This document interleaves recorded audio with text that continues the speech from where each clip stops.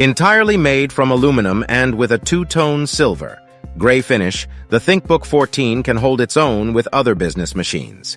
It's durable and light at the same time, weighing 1.4 kilograms and having a profile of 17.9 millimeters. The aluminum delivers decent flex resistance, but due to the lighter weight, the lid still can't be opened with one hand. Surrounding the display, there are thin bezels with a 720p webcam on top, which can be upgraded to a full HD unit.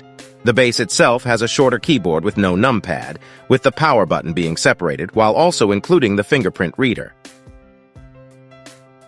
The input-output of the ThinkBook keeps a lot of ports between the two sides. On the left, there's one USB Type-C 3.2 Generation 2 port, a Thunderbolt 4 port, an HDMI 2.0 port, one USB Type-A 3.2 Generation 1 port, and a 3.5mm audio jack. On the right, there's an SD card reader, one more USB Type-A port, and a LAN connector.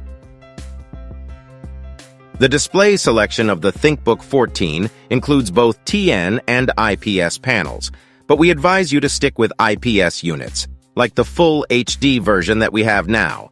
It covers 53% of the sRGB color gamut, while the brightness maxes out at 330 nits, and the contrast ratio is high as well. There is a version with 100% sRGB coverage, but it has the same resolution and brightness, so do your research carefully before buying. Our design and gaming profile doesn't really help with the accuracy, however. You can still check out the rest of our profiles, which we have linked down below. The sound coming off of the bottom-firing speaker setup is decent and has no major deviations from clarity. However, the max volume can be a bit higher. When it comes to performance, you can pick between the more efficient U series and the more powerful P series.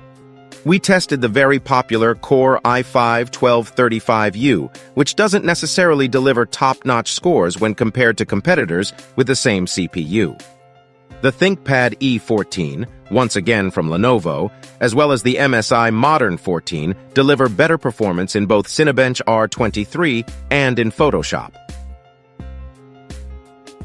When we stress test the laptop, we can easily see why that is, as even in the first few seconds, the chip only boosted to 33 watts and 2.55 gigahertz on the P cores.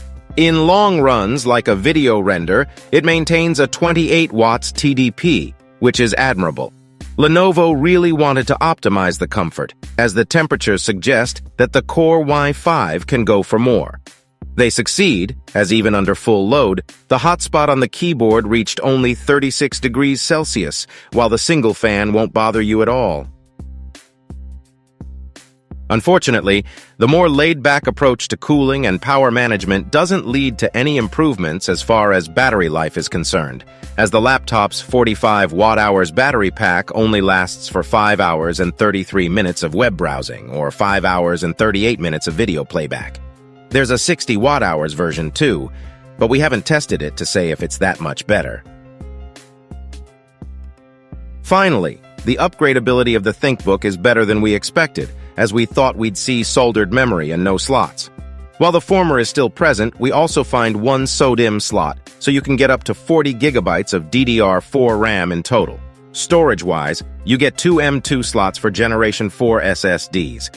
You can check out how to upgrade the machine in our teardown video, which is linked below.